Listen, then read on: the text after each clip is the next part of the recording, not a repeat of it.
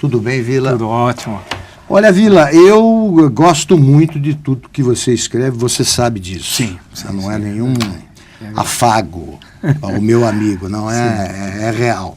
Agora, eu gostei especialmente do seu artigo mais recente, publicado pelo Globo. Foi que dia? Terça-feira. Terça-feira. E que vem repercutindo de maneira extraordinária. Sim. Na internet, em jornais, televisão. Sim. Né? Você foi entrevistado pelo Jornal Nacional.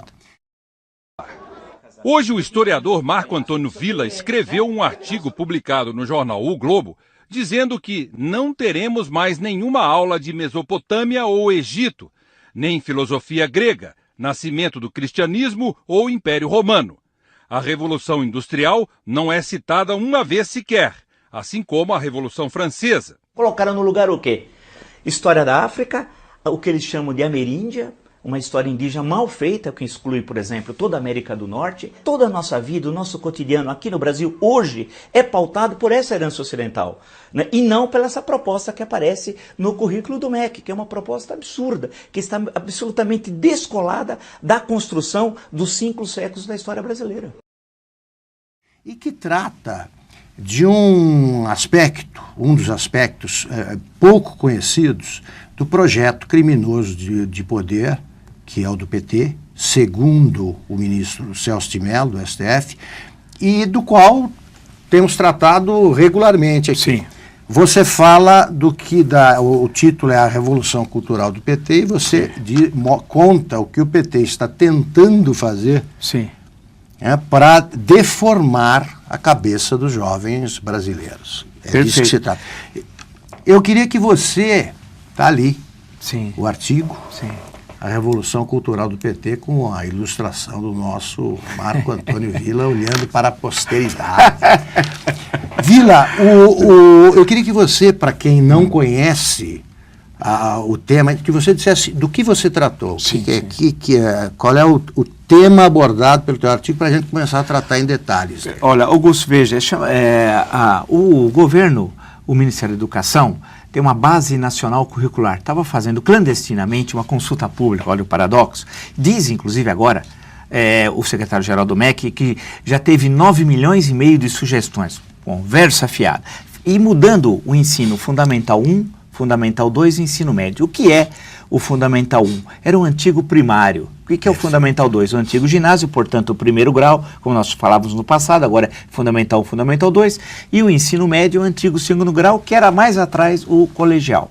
Bem, eles vão reformar de todas as disciplinas, de todas essas 9 séries do Fundamental, mas as 3 do ensino médio. A adolescência. Adolescência, até chegar ao vestibular, portanto, 12 anos, de todas as disciplinas. Eu me ative à história, particularmente ao ensino médio, quer dizer, o que seria o segundo grau, o antigo colegial, como eu disse anteriormente. Aí peguei... É quando você começa a descobrir o mundo. Eu descobri efetivamente o mundo. Desde que existiu. Claro, aí eu peguei os 3... Quando eu comecei a ler, sinceramente, Augusto, eu achei que era gozação. Eu achei que era uma coisa de brincadeira. Eu falei, não, né? Lembrei até o Sérgio Porto, estando lá o Ponte Preto, o festival de besteiras que assola o país. Eu falei, o FEBEAPA aqui, primeiro ano, Afro-América, Ameríndia e África. Eu falei, que maluco. Segundo ano, mundos americanos, e o terceiro ano aparecia um pouco da Europa e Ásia. A essência desses 3 anos do colegial, os alunos não terão história antiga, portanto, Egito, Mesopotâmia, fora. Nascimento do cristianismo, fora. Grécia, Roma, nós somos frutos da herança greco-romana, por toda a nossa história, a questão da democracia, o direito romano, a filosofia, romano. Platão, Aristóteles, Sócrates, tudo. Nós somos produto disso. A nossa cultura. O teatro, a forma de organização política, a discussão da democracia ateniense, afinal, tudo passa pelo mundo greco-romano. Não tem. Aí eu falei, mas não é possível. Aí fui dar uma olhada na Idade Média. Não existe. Século V ao século XV, toda a expansão do cristianismo, toda a discussão, a forma São Tomás de Aquino, etc., Santo Agostinho, vai passando, aí você começa a entrar na segunda metade da Idade Média, né, chamada por alguns de Baixa Idade Média, a questão das cidades, comércio, cruzado. É simplesmente omitido. Não existe, some. Aí eu falei, acho que deve aparecer o Renascimento. Não existe Leonardo da Vinci, nada, não existe Maquiavel, não existe nada. Aí avancei para a Era Moderna, que era o século XV ao XVIII. Não tinha as revoluções inglesas do século XVII, que vão levar toda a discussão do liberalismo, São Coroa, parlamento, não tem, sumiu, né? E não tem a Revolução Francesa, também. A nossa república, que é fruto da Revolução Francesa, nossa república foi 100 anos depois, até hoje a Mariana está na nossa moeda, aquele símbolo daquela mulher, a Mariana, o símbolo da Revolução Francesa, até hoje está na moeda brasileira, né? Toda a nossa discussão, a nossa Constituição de 1824, a primeira, é o Benjamin Constant, o francês, não o brasileiro. Toda a nossa base de poder moderador tem a ver com a França. Não tem a Revolução Francesa, não tem as revoluções de 1848, por exemplo, que está vinculada à praieira aqui no Brasil, né? Tudo, não tem as unificações italiana, alemã, não tem a Revolução Industrial. Não tem a unificação, Garibaldi não existiu, né? Não tem Portanto, nem a Anitta Garibaldi existe. Não tem Revolução Industrial. Aí você coloca a palavra-chave, Revolução Industrial. Fui dar uma olhada, cadê a Revolução Industrial? Não tem Revolução Industrial. A questão é tão grave, aí eu saltei para o Brasil. Aí o que tem? É a África negra, fundamentalmente, a Afro-América. E a Afro-América, para eles, é o seguinte, é a escravidão na América do Sul e América Central. E aí o sul dos Estados Unidos. Não existe o sul dos Estados Unidos, por sinal. Vale lembrar, um parênteses, a Guerra Civil Americana é datada na proposta do MEC, vocês podem confirmar, 1861, 1869. Não, ela acabou em 65, ela tem 4 anos, não 8. Acho que eles aprenderam. 8 anos. Para eles tem 8 e durou 4. Eu acho que eles assistiram. Morreu muito mais gente. Morreu muito mais gente. Eles assistiram o evento, acho que assistiram o Vento Levou. O Lincoln não viu o fim. Não. Ele acho que eles assistiram o Vento Levou e queria a segunda parte. Quer dizer, aí fui dar uma olhada. Plano Marshall, porque existe, tem de estudar imperialismo americano. Explica para quem não conhece o que é o Plano Marshall. O Plano Marshall. Porque aí eu fui ver uma parte, relações Estados Unidos e América Latina, imperialismo. Então, até que foi o Plano Marshall? O Plano Marshall foi a reconstrução da Europa após a tragédia da Segunda Guerra Mundial. Marshall era o secretário de Estado americano. Foi a ajuda econômica dada pelos Estados Unidos para a Europa, especialmente para a Europa Ocidental, mas não só, mas principalmente para a Europa Ocidental. Isso, né? Na versão errada. Na certa, que é do PT, que é o Ministério da Verdade, os policiais da verdade, igual 1984, é a América Latina. É a América Latina, está lá Plano Marshall. Eles, por exemplo, falam para nós estudarmos, Augusto. É porque a bomba atômica também caiu aqui. Eles dizem que é para nós, sugere a imigração japonesa antes da Segunda Guerra, para o Paraguai. Vocês estão loucos? A imigração vai para o Brasil e para o litoral peruano, vídeo Fujimori, etc., né? Um pouco foi para os Estados Unidos, para o Paraguai. Os caras são malucos. Aí tem um monte de erros. Então eu acho que a minha cidade, a cidade onde eu nasci, fica no Paraguai, porque lá os japoneses chegaram nessa... Chegaram nos anos 20, anos 30. E aí, você vai passando... E a história do Brasil? Tiradentes não existiu. Cadê a Conjuração Mineira? Para o PT e o seu projeto criminoso de poder, como diria lá o Celso de Mello, não existe Tiradentes. Acabou. Não tem. Eles não gostam. Risca. Acaba. Então, você começa a perceber que tem, então, a tal de Afro-América, eles não sabem nem definir, a história da África Negra, só porque só interessa isso, e a Ameríndia, que eles chamam de Ameríndia, que é a América Indígena, que eles não conhecem também, o que é pior, porque só existe a Ameríndia, América do Sul, América Central. Eles não sabem que o México teve uma coisa chamada Azteca, antes Tolteca, Olmeca, e fica o México, viu? Vocês não sabem, vocês são ignorantes, e fica na América do Norte. Então eles acham que imaginam que o México está na América Central. Então toda a discussão, por exemplo, da América Indígena mexicana, pré-cortesiana, né? Por exemplo, não está. Então eles querem falar de coisas que eles não têm a mínima ideia e mandam nós estudarmos, ao invés de estudar cristianismo, expansão do cristianismo, por exemplo, estudar cosmologia G e Tupi, né? Não é possível. Aí você vai lendo tudo aquilo, né? Você fica... eu fiquei... Sabe qual é o fundo da questão? Eles querem dizer que o Brasil é um país negro. Ou seja, o PT falsificou até as pesquisas do IBGE. O Brasil é um país mestiço. Né? Tem negros, tem os mestiços, tem os brancos e tem os de descendência oriental, né? Mas eles querem inventar um Brasil que não existe e de forma clandestina, chamando de consulta pública. E o pior que o Renato Janino Ribeiro, que assinou, disse agora numa rede social, querendo se contrapor o que eu escrevi, dizendo que ele não assinou. Eu provei que ele assinou, está na primeira página, a assinatura dele. Agora, se ele quer voltar atrás, são outros 500, até é bom. Né? Agora, assinou sim, seu Janine, seu Ribeiro. O senhor assinou essa proposta. Agora, Vila, me explica o seguinte: em que estágio está isso? Quer dizer, o que você leu é o quê? É um livro, é um projeto, é o quê? Em março, eles vão acabar de fazer essa consulta pública e vão impor isso em junho. É uma consulta feita por quem onde? É colocada na internet, escondido no site do MEC. Quais são os gênios da raça? Estão no MEC. Está no MEC escondido. E aí, consulta pública, como se para mudar currículo, você fizesse uma consulta pública. A gente sugestões. Se gosta ou não gosta. Quando acho que é piada, também pode dizer? Pode dizer. E aí o que acontece? Em março termina a tal consulta e em junho está pronta a base, ou seja, tem editora no meio. A jogada, a malandragem é que também deve ter propostas para livro. O Brasil é o país no mundo que mais compra livro didático e dá gratuitamente aos estudantes no mundo. Então isso envolve muita grana. Já deve ter propostas prontas, porque nenhuma das atuais é adequada a essa proposta. Aí já entra, já ganha um dinheirão. E pior, e para concluir essa questão... Livros, claro, escritos pelos companheiros. Claro, pelos companheiros, pela companheirada. E uma questão que a nossa produção historiográfica aqui no Brasil, dos historiadores brasileiros, no mínimo dos últimos 50, 60 anos, não é adequada a isso. O que nós discutimos são outras questões que envolvem a história do Brasil, não essas, né? Então, e na universidade, se você for pegar o currículo das universidades, também é um outro tipo de formação. Eles têm ódio da chamada história branca, da história europeia e tal. Então você não tem lá, todos esses que nós falamos, o Platão, lá, não tem o Montesquieu, toda a nossa organização constitucional dos 3 poderes, que afinal está na Constituição de 1988. É uma coisa de loucos. É um golpe dado clandestinamente, chamado de consulta pública, e nós temos de nos pronunciar. Eu não olhei matemática, não olhei física, não olhei química. O que se faz para bloquear isso aí? Aí nós temos a mobilização da sociedade. Eu espero que as sociedades como de química, de física, de matemática, da língua portuguesa, Academia Brasileira de Letras, acorda! Os intelectuais que só usam a caneta Bic deles para assinar manifesto contra a falta d'água em São Paulo. Claro. Agora essas coisas, o pessoal se mobiliza e os deputados e senadores, que afinal, agora dia 2 de fevereiro termina o recesso, que eles se mobilizem. Não é possível que clandestinamente seja feito isso, pode chamar de consulta pública, do que quiser, não me interessa, e vai mudar toda a formação das crianças, dos jovens, dos adolescentes brasileiros, e isso, no caso da história, especificamente, que foi o que eu apreciei do ensino médio, é um crime de lesa pátria, Augusto. Vila, seja qual for a opção ideológica de um professor de história sério, um historiador sério, ele vê que isso aí, ele está obrigado a ver que isso aí é uma piada. É uma piada. Sério, é uma piada. Sim.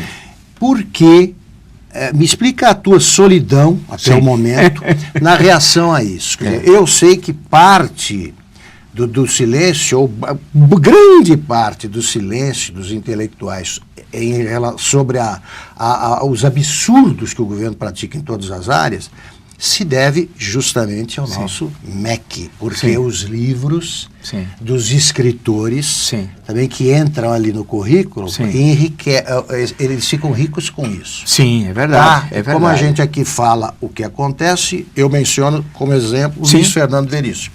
Os livros dele estão em todas as escolas do país, são milhões de exemplares.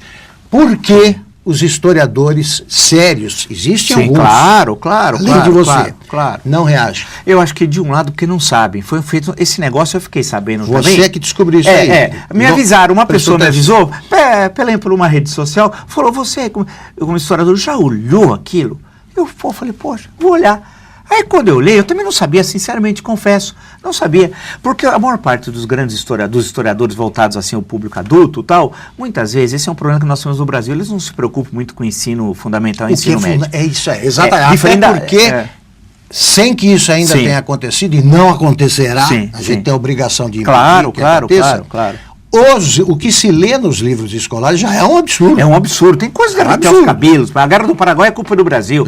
Foi o Paraguai que invadiu o Brasil. Invadiu Mato Grosso e invadiu o Rio Grande do Sul. Mas na leitura didática é o contrário, né? Então tem coisas absurdas. Então o que acontece? De um lado, você tem os historiadores que, diferente da França, por exemplo, que sempre tiveram preocupados com o ensino de história e tal. Aqui, a boa parte dos historiadores que tem uma produção séria, boa, estão de costas para o que acontece no ensino fundamental. E vocês teriam que ser consultados. Claro. Você tem que chamar essas pessoas para essa discussão. Então, de um lado, eles são. De outro, tem aqueles que simpatizam com o projeto ideológico que está aí no poder e tal, e que não só produzem uma coleção de livros didáticos, como também tem as compras, que essa você se referiu, as compras feitas pelo governo para bibliotecas nas escolas e nos municípios. E aí você compra de um livro 100 mil exemplares, de um livro que não é didático, de 100 mil, 200 mil, e aí todo mundo quer ficar bem porque sabe que vai ganhar dinheiro dessas compras governamentais também. Então, denunciar é fundamental, as associações e tal. E tem a grande questão, e tem gente que tem medo de entrar nessa discussão político-ideológica. Infelizmente, alguns historiadores, eu estou falando no campo da história,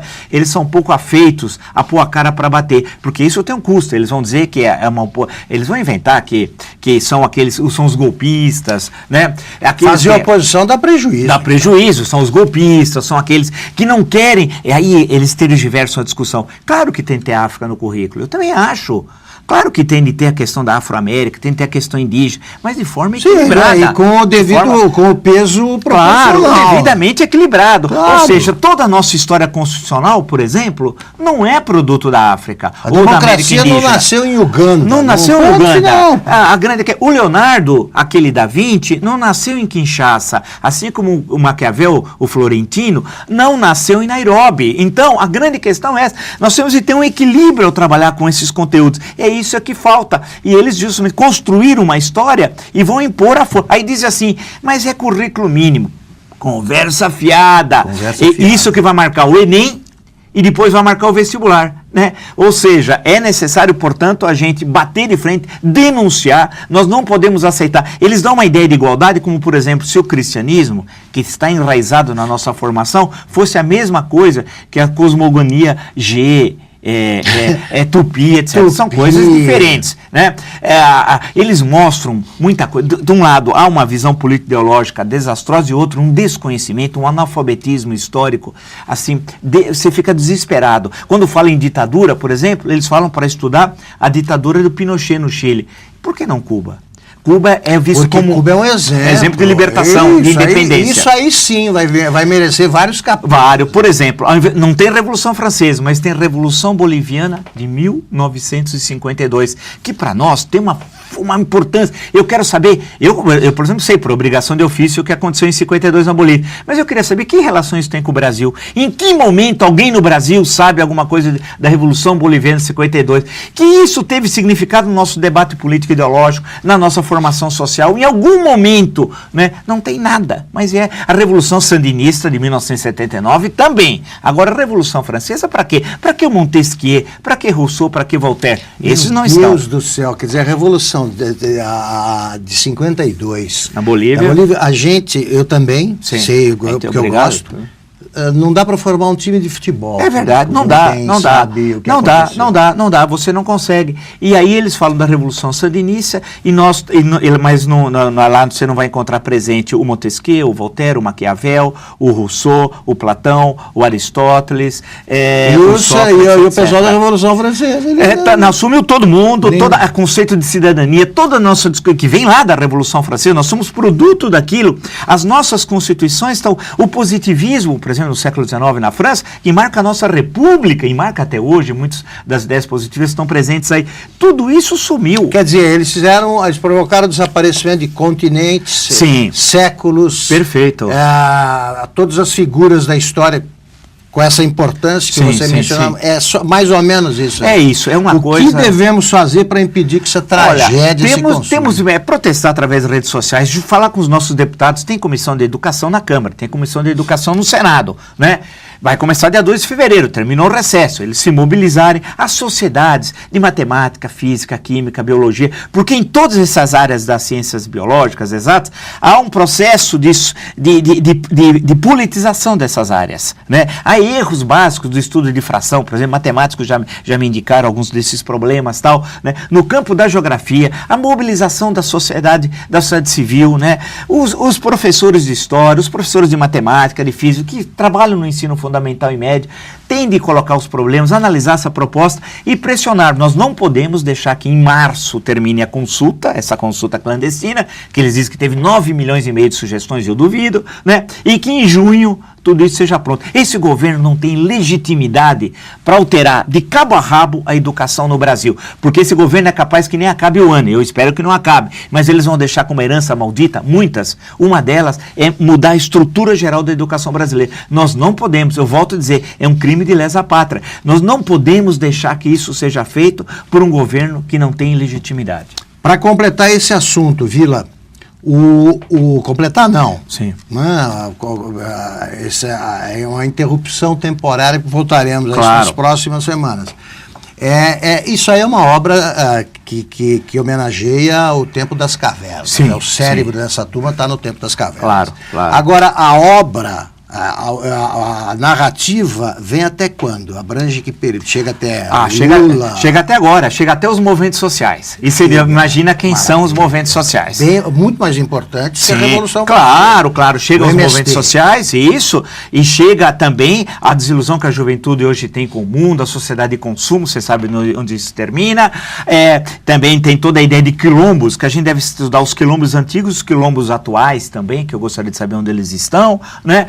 Em suma, há toda uma politização, um panfletarismo, uma utilização político-partidária, trazendo essas... Ou seja, você vai transformar o presente da sala de aula num instrumento do Partido dos Trabalhadores. Quer dizer, Vila, isso aí mostra que nós temos ainda alguns minutos, podemos tratar dos assuntos que você achar importantes, mas isso mostra que essa seita, embora agonizante, acha que vai ficar no poder muito tempo. Muito tempo. Se prepara e continua tentando. Isso é uma maneira de fazer a cabeça aí pelo lado errado dos jovens, como já falamos. Jovens é verdade. E de crianças até. Pois bem, você acha que eles não entenderam ainda que a farsa acabou? Não. Eles acham, Augusto, e tenho certeza disso, que ainda eles têm um longo período pela frente, né? Imaginam que é a longa duração e tal. Eles imaginam que vão permanecer por muito tempo. Então, e ao tomar, por exemplo, fazer essa alteração, que eles vão dizer que já estavam discutindo isso há anos, é sempre assim, né? Só no ano passado, a presidente... teve 3 ministros da educação. Só nesse ano ela vai cortar 10 bilhões e 500 milhões de reais do orçamento. E eu não vi a Uni falar nada. Da Pátria Educadora. A Uni falou alguma coisa, sindicatos professores? Teve alguma invasão? Não, nada. Eles se manifestam contra a reforma ensaiada pelo governo de São Paulo. Sim. Ocupam escolas e agora? Por que não ocupa? Nada, a Uni é a Uni. Onde estão os sindicatos professores? Vão invadir o prédio do MEC, 10 bilhões e 500 milhões de reais. Então eles acham que eles vão impor essa mudança, essa base nacional curricular, no silêncio, achando que é possível. Eles até agora foram avançando.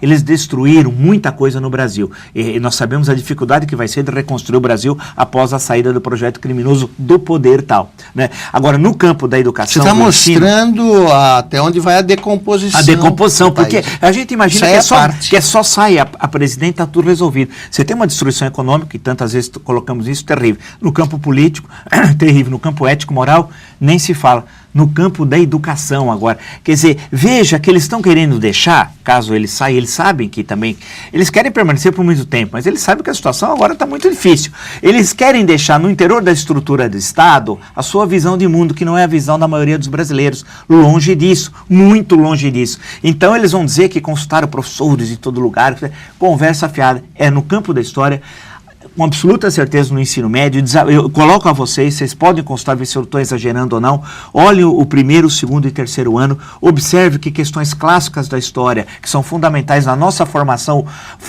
são e serão na formação do Brasil, elas foram simplesmente apagadas. Perfeito. Vila, é tão importante esse assunto, e foi tão oportuno que você escreveu, tem sido tão oportuno que você escreveu, que esse vale um programa monotemático. Vale. Mas, como sempre, eu queria que nesta tua manifestação final você abordasse os assuntos que quisesse. Sim. Se você quiser terminar falando sobre isso, perfeito. Se você quiser tratar de outros assuntos, à vontade, a palavra é sua. Olha, veja que nessa discussão, mais uma vez, vai ficar uma coisa, parece monotemática. Você imagina que a oposição... Não, você imagina que a oposição... fosse pegar esse gancho, né? Afinal... Nem depois do que você escreveu? Nada, até agora nada. A coisa está aí, Você espera, por exemplo, que um candidato a presidente da República teve 51 milhões de votos, 51, num país partido milhões de votos. Se eu fosse se pronunciar, falar alguma coisa... Não, você tem um espaço vazio. E esse número de insatisfeitos cresceu barbaramente após. Hoje, nós temos 70% da população quer ver esse governo fora, tal, né? Então, não fala. Quer dizer, esse espaço político, você veja, no final de dezembro e janeiro, o Brasil está de férias. O governo está ocupando todo o espaço. O Jacques Wagner falando, dando entrevista. O Lula dizendo, o impeachment já passou da hora. O Lula tem a coragem de dizer isso. A presidente aproveita, começa a falar, está alegre com o nascimento do segundo neto. Chamou os jornalistas hoje e tal, para um bate-papo. Eles vão ocupando todos os espaços. Por isso que se nós não nos mobilizarmos para tudo, para empurrar esse governo para a lata de lixo da história, para mostrarmos a situação gravíssima econômica que o país vive, quer dizer, a situação está terrível, né? Então, nós teremos uma recessão brava, o dólar disparando, já estão falando em dólar a R$5, você imagina? Então, quando nós falamos dessa questão da educação, ela é de suma importância também, e o que chama a atenção, se nós não nos mobilizarmos e pressionarmos todo mundo, não vão esperar que lá no parlamento alguém vai falar alguma coisa, no Congresso Nacional, nada, vão ficar quietos. E se pressionarmos, farão. Ou deixarão de fazer. Porque nós temos de chegar e pressionar, né? Porque tem comissões de educação, temos de dar um grito, não é possível que essa proposta totalitária, o MEC virou o Ministério da Verdade. O MEC parece o livro do George Orwell, 1984, e tem seus policiais à verdade. No livro, você transformava verdade em mentira, mentira em verdade, dependendo do que o governo queria. Eles querem fazer isso conosco. Não, aqui não é a Venezuela de Chávez, aqui não é o Equador de Correa, nem a Bolívia de Morales. E aqui também não é, viu, Lula? Você que é um grande conhecedor de história, que deve ter inspirado essa proposta. Lembre-se quando você disse que o Napoleão Bonaparte foi à China? Eu acho que você deve ter inspirado ideologicamente essa proposta política. Acabou todo, tá? Ele nem sabe quem é o Napoleão, não sabe nem que é a China. Ele não sabe o que fala, né?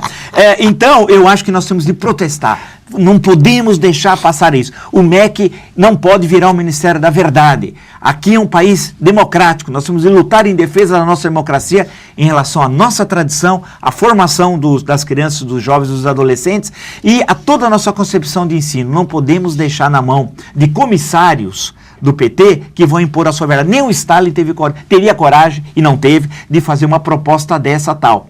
Daí que eu brinquei, o Mao Tse-tung fez sua revolução cultural com aquela tragédia nos anos 60 do século passado, mas não chegou nesse limite. Nós não podemos deixar que os comissários do PT e seus policiais, a verdade, nos imponham pela goela abaixo esse currículo. Perfeito.